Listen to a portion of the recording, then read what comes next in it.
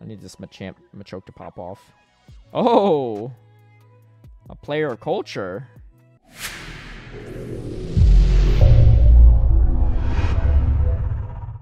Hey everyone, I hope you're doing well. If you're like me and you don't have a lot of Pokemon built for Open Master League, you're probably playing the Vigoroth Cup, also known as the Evolution Cup. I know there's some mixed reviews with this cup. A lot of people complain that the meta is pretty small, and that's definitely the case. But I personally think that small metas are also really great ways of working on mechanics and really learning micro matchups, and that's what this entire video is going to be about. And the most important thing is I'm not using a Vigoroth nor Chansey for this cup, which I think is a little bit more on the unique side. On top of it, I'm also using triple shadows, which I think might not be for the best, but it's just a lot of fun either way. The team I'm running is a Shadow Sealeo with a Shadow Golbat and a Shadow Machoke. Running shadows here may not be for the best, but I had all three made prior, so I decided to just give it a shot and see how it goes. I think for the most part, all of the non-shadow variants simulate better in this cup than the shadow variants, so if you don't have the shadow, don't worry about it. It honestly will probably be better if you're not using shadow. One thing to note is that cross chop is a legacy move on Machoke, and this is one of the situations where you actually really need that cross chop. Running Brick Break instead of cross chop is actually not going to cut it in most situations, especially if you're not running the shadow variant, but even if you are, the cross chop is just significantly better. Another option is actually running the purified Machoke to have that return coverage for Golbats. There's been a couple times where Dynamic Punch has definitely helped save me though, so I personally still like the Dynamic Punch on the shadow variant, but if you do have a purified Machoke with return, that definitely is another option. Before we get into the battles, a big shout out and thank you to all my patrons who've been supporting my content creation. If you would also like to have early access to my strategies and lineups, or see behind the scenes footage of my battles, feel free to sign up in the Patreon link down below. Going into this first matchup, we have the ever popular Vigoroth, so definitely some matchup that you definitely want to know how to play into. And right away, we hit a little mutual lag, but nothing too bad here. We're going to safe swap the Golbat. You pretty much safe swap Golbat in every situation if you have to swap. Mainly because Machoke gets hardwalled by the Ghost, gets hardwalled by Golbat, so you really get no value out of that swap, whereas Golbat you can at least debuff or flip the matchup if you land a couple Poison Fangs and shield up. And we see our opponent here actually coming in with a Zweilous. I'm going to put everything on the line with this Machoke. And so I swap over to my Machoke. And here's the important thing. Machoke gets to cross chop in 5 Karate Chops, a 2-turn move. Vigoroth gets to Body Slam in 5 counters, which is also a 2-turn move for the counters. But on the second charge move, the second cross chop and the second Body Slam, Machoke only takes 4 Karate Chops, whereas Vigoroth takes still 5. So even if you're 1 counter behind, you still CMP, charge move priority, on that second charge move. The most important thing is Machoke typically will win CMP against Vigoroth in most situations. So because of that, you actually can force CMP there on that second move as long as you counter swap, or if you're 1 counter behind, or if you're on even energy, you're always going to outpace the Vigoroth there, which is really good info to know. Alright, so Dusclops safe swap is kind of interesting one because you can't really swap right out of it. So what I like to do is chip it down enough with the Sealeo. Sealeo has pretty solid matchups. Most are not running return either. Return is something you potentially have to shield, otherwise you could kind of take the Shadow Punchers, no problem. And right here my opponent is coming back in with the Golbat, but we still have the positive matchup with the Sealeo here. And I'm going to come in with Sealeo. If this is a Shadow Ball, it's going to take me out. If it's Poison Vein, I barely live it. Get a few Powder Stones worth of energy, but that's fine. So I'm going to put everything on the Machoke here. They have a Golbat and they have a Dusclops. These are 2 anti-Fighter, anti-Vigoroth counters. On all likelihood, their last Pokemon is super weak to Machoke.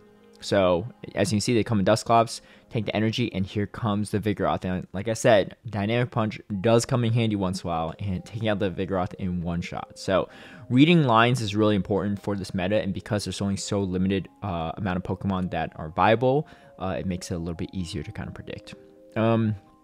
Dusclops The Shadow variant I find are more likely to shield that first charge move, so I go for a bait there. I think for the non-shadows, I typically go straight Aurora Beam. Many of them still shield, but the main thing is you just need to soft win this or soft lose it, and then come in with the Golbat. So unfortunately, we kind of simultaneously swap, which is not great. I'm not going to shield this because they're going to outpace me. Instead, I'm going to come in with the Machoke, and I know that I outpaced before their second Avalanche. And I grab a shield. That's a huge shield, because now what I'm going to do is just shield up and Karate Chop all the way down, right? So forcing them to shield there is really nice. My guess is they have something potentially weak to Machoke, otherwise they wouldn't shield that. And here comes a Sealeo, and again, that Dynamic Punch coming in handy there. With the Dusclops lead, you kind of assume that the back line is probably weak to Machoke as well. All right, so here we see a Dusclops swapping straight away. So how do we play this out? Like I said, if they're one counter ahead, you're still going to charge from priority on that second move. It looks like I was 2 counters behind when I came in, so unfortunately I can't charge from priority here, but I still live that body slam and I'm able to force shields. Now here's the most important thing. Whenever they come in Vigoroth or something weak to fighting, you come in Machoke right away, and even if you don't win that matchup, if you can get their shields, this is really good. Machoke, unfortunately, gets walled so hard by the anti-fighters that even if you win that switch advantage, it might not pay off. It's better to come in with shield advantage, because shield advantage with a Golbat and a Sealeo usually has really great coverage, especially unshielded Shadow Balls. It's going to do a lot here. Unfortunately, they have a Chansey, so I can't go Shadow Ball. But what I'm going to do is just whittle down this Dusclops as much as possible, and then try to take out this Chansey. So we see these teams a lot. An anti-fighter with a Vigoroth safe swap, and then a Chansey in the back. Vigoroth mainly to get out any Machokes or Vigoroths, opposing Vigoroths, and then Chansey to sweep. So a lot of times my Machoke is never really fighting against the Chansey, but as you can see, these poison things are really still adding up, even though I'm taking super effective Zen headbutts. And then now I still have a shield remaining. I'm going to try to close it out with the Sealeo. Chansey is kind of a pain in this cup, but for the most part, this team is pretty good if you know how to play around it. Once in a while I see a Chansey safe swap, and that's really easy because you just come in Machoke there. But yeah, I would say overall, I typically beat Chansey teams. Once in a while, you might lose just because you get outbulked. All right, Haunter. So one important thing to note is if they throw before they have a Shadow Ball, it's probably fine to no shield. If they throw when they have a Shadow Ball, it's good to shield just in case they have it. I've definitely got hit by a couple Shadow Balls or Sludge Bombs, no shielding when they have it. So definitely something to worry about. I typically just go straight Body Slam. Another play is if they go straight Shadow Punch, you could go for the Aurora Beam instead, just because a lot of them do let that first move go. All right, so I end up losing that matchup, but that's fine. The Haunter's pretty low on health here, and my guess is, again, anti-fighter in the lead, probably have a fighting Pokemon or something weak in the back, which is the Vigoroth as expected.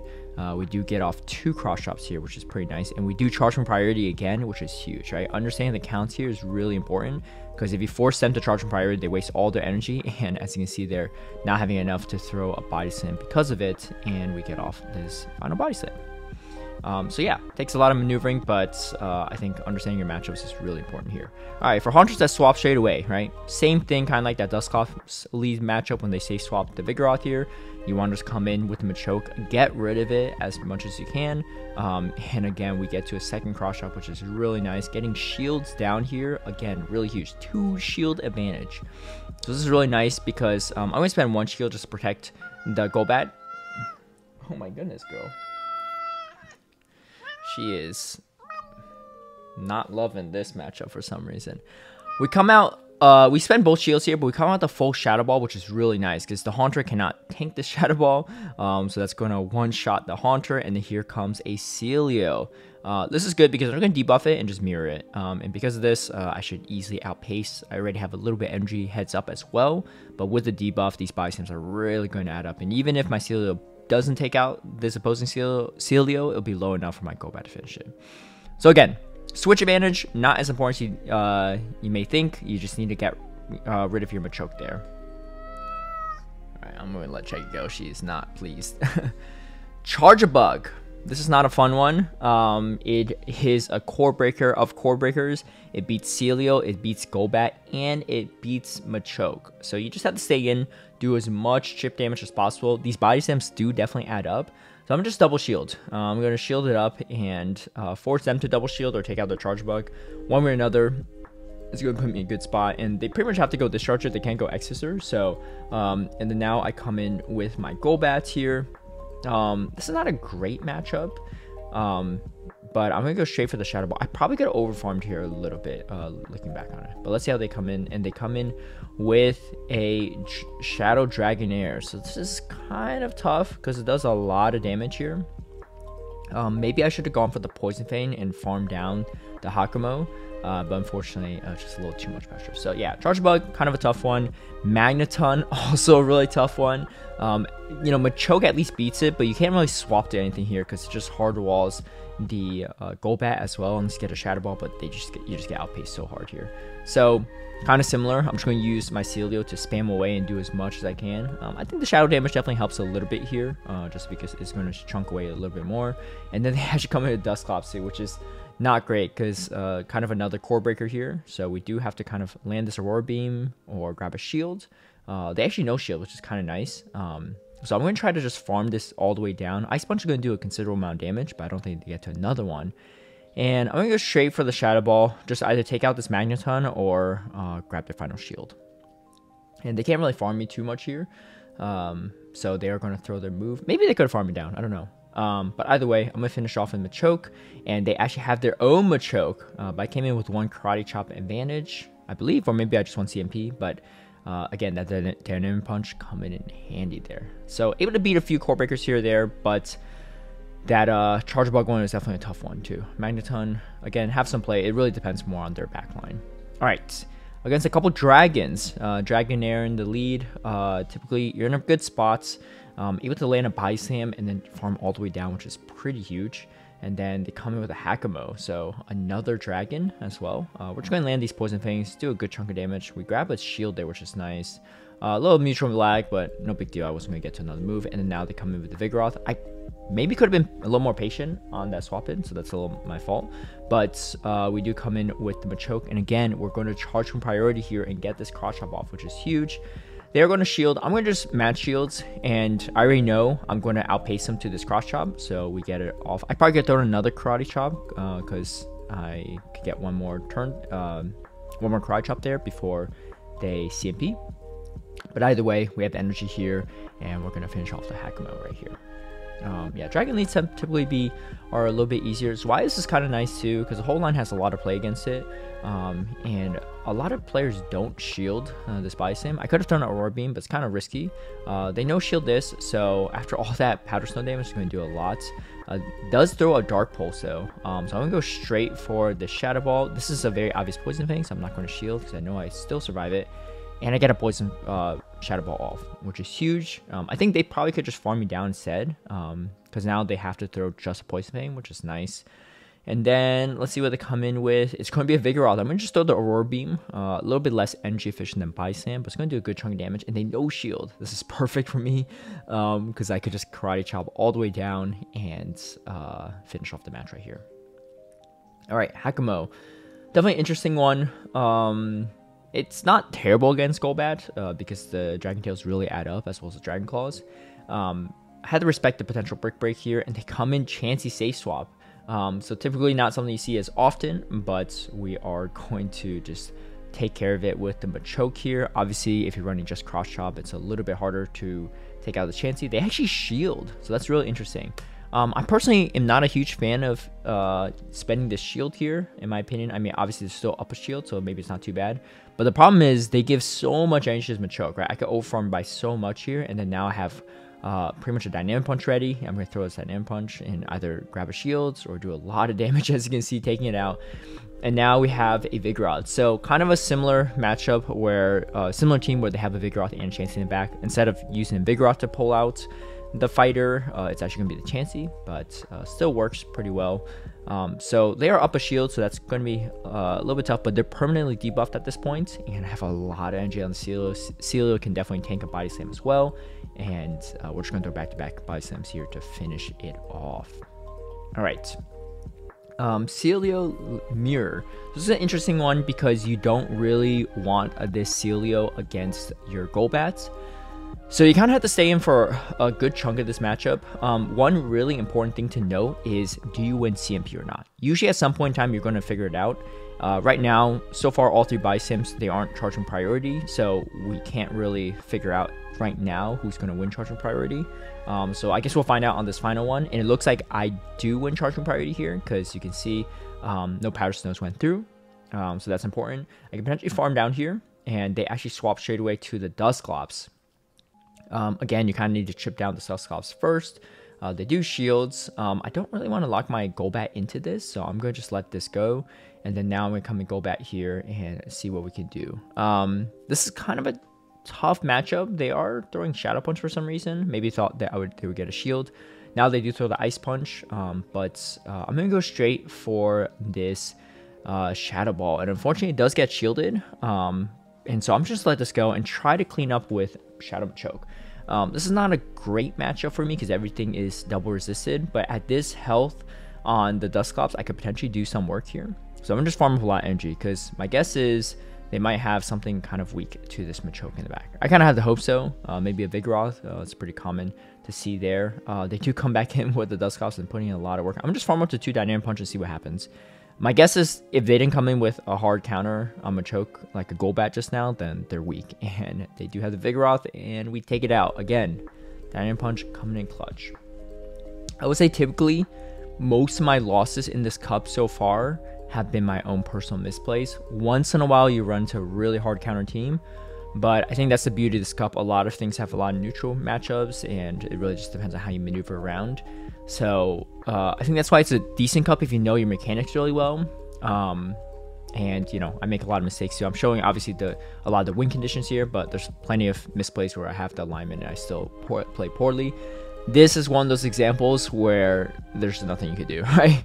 This is actually pretty tough because they just have the alignment and there's no way I could win the alignment, and I'm just getting hard countered in every single matchup. And it's fine, that will happen. But for the most part, I think if you utilize this team or some other pretty meta teams, as long as you understand their mechanics pretty well in matchups, you could do pretty well. That Machoke is actually running Brick Break as well. Typically, like I said, it's not great, but in that matchup, it's going to be good either way. I know I covered a lot in those battles, but definitely recommend if you want to use this team to study up all those matchups and really understand how to play them out. Like I said, there's a lot of very small micro strategies in this meta because everything with just a little bit of energy can really do a lot. So really understanding how to maneuver around or use your shields or give up switch advantage, stuff like that is really helpful in success for this cup. I hope this video was helpful. If you like this video or content like this, feel free to subscribe and hit that notification bell to get alerted right when I post a new video, and I'll catch you all next time.